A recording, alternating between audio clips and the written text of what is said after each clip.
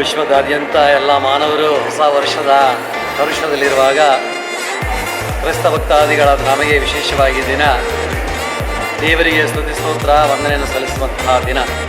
ಅದನ್ನು ಮುಖ್ಯವಾಗಿ ಯೇಸುವಿನ ತಾಯಿ ಅವರನ್ನು ದೇವ ಮಾತೆ ಮರಿಯಮ್ಮನವರೆಂಬುದಾಗಿ ನಾವು ಸಂಬೋಧಿಸುತ್ತೇವೆ.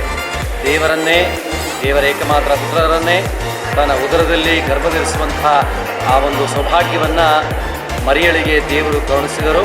ಆದ್ದರಿಂದ ಈ ದಿನ ದೇವಮಾತೆ ಮರಿಯಮ್ಮನವರನ್ನು ನಾವು ಕೊಂಡಾಡುತ್ತೇವೆ, ಸ್ಮರಿಸುತ್ತೇವೆ, ಆಕೆಗೆ ವಂದಿಸುತ್ತೇವೆ.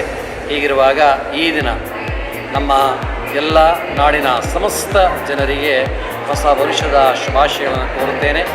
ದೇವಮಾತೆ ಮರಿಯಮ್ಮನವರು ಅವರ ಪ್ರಾರ್ಥನೆಗಳ ಮೂಲಕ, ವಿಗ್ರಹಗಳ ಮೂಲಕ ಪಿತ ದೇವರಲ್ಲಿ ಸುತ ದೇವರಲ್ಲಿ ಪ್ರಾರ್ಥಿಸಿ ಇಡೀ ಮಾನವ ಜನಾಂಗದ ತಾಯಿ ಆಕೆ, ಮನುಕುಲದ ತಾಯಿ ಆಕೆ. ಹೀಗಿರುವಾಗ ತನ್ನ ಎಲ್ಲ ಮಕ್ಕಳನ್ನು ಸಂರಕ್ಷಿಸಿ ಕಾಪಾಡಿ ಈ ನೂತನ ವರ್ಷದಲ್ಲಿ ಪ್ರತಿಯೊಬ್ಬರಿಗೂ ಒಳ್ಳೆಯ ಆರೋಗ್ಯ ಭಾಗ್ಯ, ಶಾಂತಿ, ಸಮಾಧಾನ, ಪ್ರತಿಯೊಬ್ಬರು ಅನ್ಯೋನ್ಯತೆಯಿಂದ ಪ್ರೀತಿಯಿಂದ ಸಮಬಾಳು ಸಮಪಾಲನ್ನು ನಡೆಸುತ್ತಾ ಸರ್ವ ಜನಾಂಗಗಳ ಶಾಂತಿಯ ತೋಟ ಎಂಬುದಾಗಿ ಕುವೆಂಪು ಅವರು ನುಡಿದಂತಹ ಈ ಸುಂದರವಾದ ವಾಕ್ಯಗಳು ನಮ್ಮ ನಾಡಿನ ಪ್ರತಿಯೊಂದು ಪ್ರಜೆಯು ಅನುಭವಿಸುವಂತಾಗಲಿ.